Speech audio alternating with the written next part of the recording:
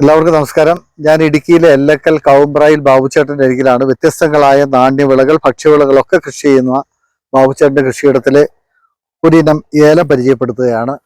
ഇത് ഏതിനാ ചേട്ടാ? അത് പേരേലം എന്നറിയപ്പെടുന്ന സാധനം, കറുത്ത ഏലം.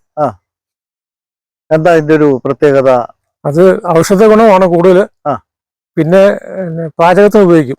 പിന്നെ ഗുണം, ഏലത്തിന്റെ ആ ഗുണം ഭയങ്കരമാണ്. മറ്റു സാധാരണ ഏലത്തിന് ഒരു 10 ഇരട്ടി ഗുണമുണ്ട്. സാധാരണ നമ്മളൊരു 1 കിലോ ഇറച്ചിയെ കറി വെക്കുമ്പോൾ ഒരു 5 ഏലക്കായ ഇടും. ഇത് ഒരെണ്ണം ഇട്ടാൽ മതി. ഓ ശരി, ഭയങ്കരമായിട്ട് കുറഞ്ഞ ക്വാണ്ടിറ്റി മതി. മതി.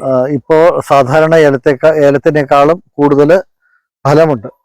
പിന്നെ ഇത് കൃഷി ചെയ്യാൻ എളുപ്പമാണ്. രാസവളം ഉപയോഗിക്കേണ്ട, മരുന്നിടിക്കേണ്ട, കേടുകളൊന്നുമില്ല. അങ്ങനെ വിളവെടുക്കാനാണെങ്കിൽ മറ്റേ ഏലം പോലെയല്ല. ഇത് കൊലയായിട്ടുണ്ടാകുന്നത്. ഒരു ചെറിയ തണ്ടില് മുന്തിരിക്കൊല കൊലയായിട്ടുണ്ടാവുകയാണ്. നമ്മൾ കത്തിക്ക് കണ്ടിച്ചെടുത്താൽ മതി. ഓ ശരി, വേഗത്തിൽ ഉണക്കാം. വെയിലത്ത് വെച്ചോണം. അതിന് പച്ചനിറത്തിന്റെ ആവശ്യമില്ല. ഇത് കറുത്തായിരിക്കുന്നത്. ശരി, വേഗത്തിൽ ഉണങ്ങിയാലും കുഴപ്പമില്ല. വേഗത്തിൽ ഉണങ്ങിയിട്ട് നമുക്ക് കറുത്തി എടുക്കാം. ഇതിപ്പോ എത്ര നാളായി നട്ടിട്ട്? ഇതിപ്പോ ഒരു 6 മാസമേ ആയിട്ടുള്ളൂ. ഇതിന്റെ വിളവെടുപ്പ് ആയില്ല. എനിക്ക് വിളവെടുത്ത് കാഴ്ച ഉണ്ടായിരുന്നു. അത് കഴിഞ്ഞ് വേനൊക്കെ ഉണങ്ങിപ്പോയി. അപ്പൊ വീണ്ടും ഈ ഭാഗത്ത് സംരക്ഷിക്കാൻ വേണ്ടി കുറെ നട്ടു വെച്ചേക്കുന്നത്. സംരക്ഷിക്കാൻ വേണ്ടിയിട്ട്, അതായത് നഷ്ടപ്പെട്ടു പോകുന്ന വിളകൾ എന്ന ഒരാളാണ് ബാബുച്ചേട്ടൻ കൃഷിയിടത്തില്. ഈ ഏലത്തിന് പറയുന്ന പേര് കാട്ടേലം അല്ല, കറുത്ത ഏലം. ഓ, കറുത്ത ഏലം. മറ്റെന്തെങ്കിലും പേരേലം എന്നറിയപ്പെടും. പേരേലം എന്നും കൂടി അറിയപ്പെടും. പണ്ടുതൊട്ടുണ്ടായിരുന്നതാണ്.